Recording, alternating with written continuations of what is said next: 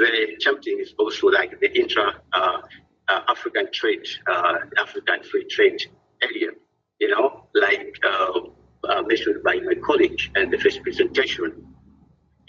Africa continental free trade area represents 1.3 billion people and a combined GDP of 3.4 trillion.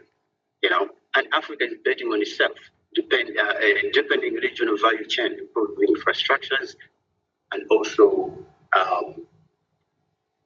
asserting economic sovereignty. Because initially, like Africa has never really had that sovereignty when it comes to economics or even political matters, because the countries like the US have always put the ideology first. So I think this is also an opportunity for Africa to assert the economic sovereignty. So, what are the strategic opportunities emerging from the pivot, right? So the first one is economic sovereignty, as I just mentioned. By reducing dependence on any single partner, Africa gains leverage and bargaining power.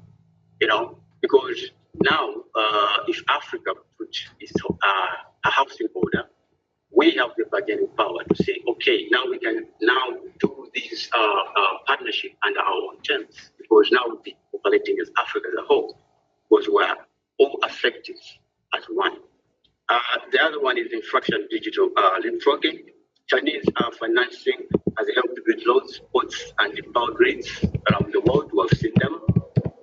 Tech ecosystem in places like Nairobi, Kigali, and you guys can test. And Lagos are becoming global players, often with non-Western investment. So another one is agenda ownership. Africa is no longer simply reaching to external interests. It is setting its own priorities.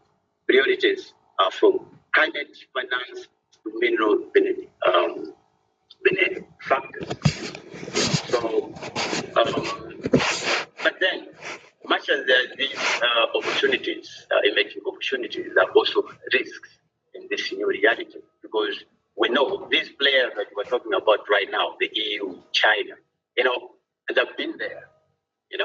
And there is a reason why we've been very hesitant with them. So some of the realities, risk as follows, debt diplomacy. Countries like Zambia and Kenya, I think, have experienced rising debt stress due to OPEC loan agreements with China.